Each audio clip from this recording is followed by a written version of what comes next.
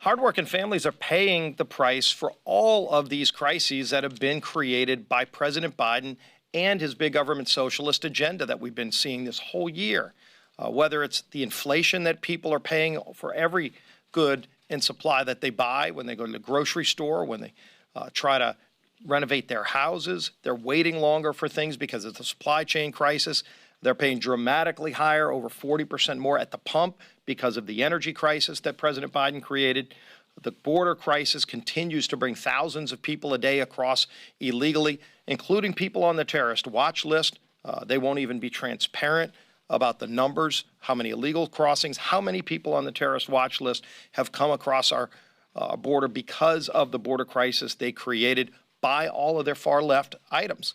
And unfortunately, when you look just last week, President Biden did a town hall meeting, and he was asked what his answer is on the energy crisis. How is he going to lower gas prices for families who are paying, in some cases, $100 to fill up their car, and then their credit card maxes out at $100 at the pump, and they can't even fill up their car on $100.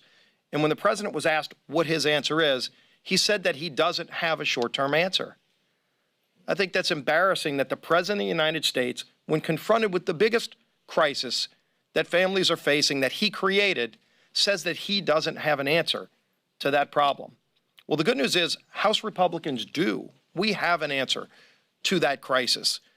As Kelly talked about, let's just get back to the things that were working. We were an energy-dominant nation when Joe Biden took the oath of office. Gas prices were less than $2 a gallon.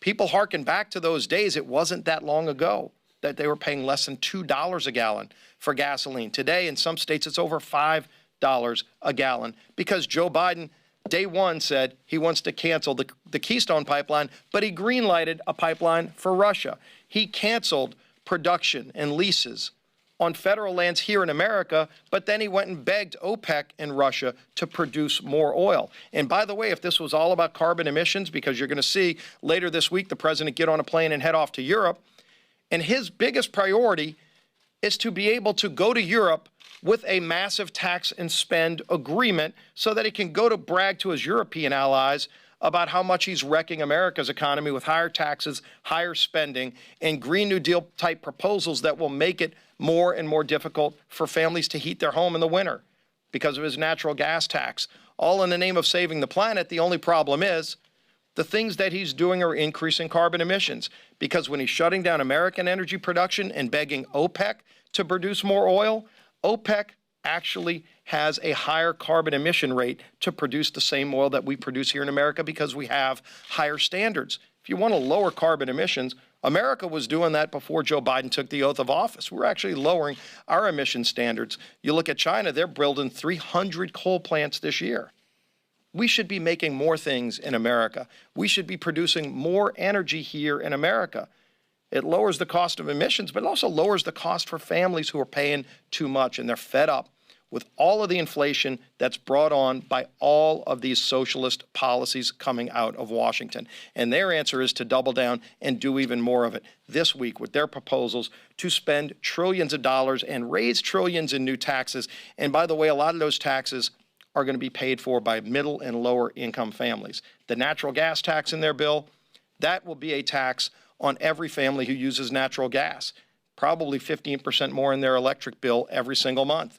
The inflation tax, because inflation is a tax that's brought on by Joe Biden's massive spending, that hits lower income families the hardest. And so what we're saying is stop this madness. Work with Republicans to actually confront some of these crises, because while President Biden doesn't have an answer, we do. And just look at infrastructure. While they're holding infrastructure hostage to this multi-trillion-dollar bill that, as Drew Ferguson said, among other things, creates an army of new IRS agents. We're not saying they're going to have over 80,000 IRS agents.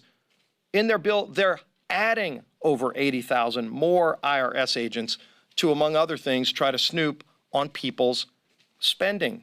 If you make over $10,000 a year, a senior on a fixed income would fall into that new trap. That is not what Washington should be doing. There was a bill that came out of the Senate unanimously last week, by the way, bill by Senator Cornyn, passed unanimously, that frees up over $120 billion that's already sitting in state bank accounts, frozen, would allow those states to use that money on infrastructure today, not having to go through federal agencies here in Washington, but actually allowing those states to have over $120 billion freed up today to do real infrastructure. We're asking Speaker Pelosi to bring that bill to the floor.